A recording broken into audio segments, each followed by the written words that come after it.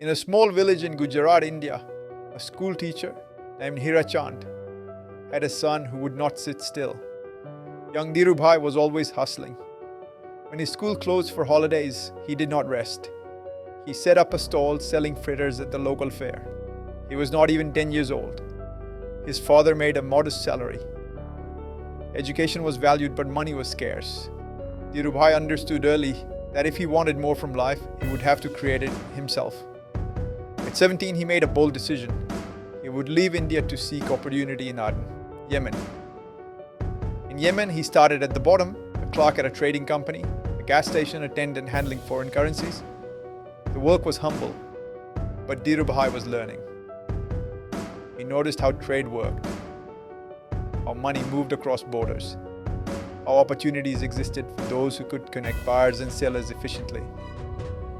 After a decade in Yemen, Dhirubhai returned to India with savings, knowledge, and a vision. In 1958, he started Reliance Commercial Corporation, initially trading in polyester yarn and spices. His office was a 350 square foot room in Mumbai. He had one table, 3 chairs, and no telephone. But Dhirubhai had something more valuable than infrastructure. He understood what Indian consumers wanted but could not get. In the 1960s and 70s, India's economy was heavily restricted. Importing was difficult. Everything required government licenses. Most businessmen saw this as a barrier. Dhirubhai saw it as an opportunity. If imports were restricted, then domestic manufacturing would be protected.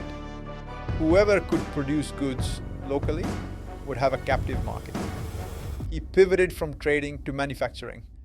Reliance built textile mills, then expanded into petrochemicals, then into oil refining. Every step was strategic. Every move anticipated where the economy was heading. Dhirubhai also did something revolutionary for India. He turned to the public markets for capital. In 1977, Reliance became one of the first Indian companies to issue equity to retail investors. Suddenly, ordinary Indians could own a piece of his company. He cultivated shareholders like family, holding massive annual meetings that felt like festivals. By the time of his death in 2002, Reliance Industries was India's largest private sector company. His net worth had exceeded $25 billion. So what can we learn from Dhirubhai Ambani? First, start anywhere, but pay attention everywhere. The gas station in Yemen taught Dhirubhai about currency and trade. Every job is an education if you approach it correctly.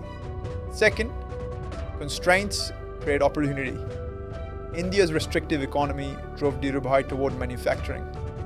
What others saw as problems, he saw as protection from competition. Third, democratize ownership. By inviting small investors into Reliance, Dhirubhai created millions of advocates who wanted his company to succeed. And finally, think in systems, not products. Dhirubhai did not just build a textile company, he built backward into petrochemicals, then into oil refining. He controlled entire value chains. Dhirubhai famously said, "If you do not build your dream, someone else will hire you to help them build theirs." The boy selling snacks at village fairs built an empire that still shapes India today. If this story meant something to you, if it gave you even a small piece of what you needed today, do me a favor. Subscribe to the channel. Hit that notification bell, because next week there is another story just like this one waiting. Drop a comment and let me know.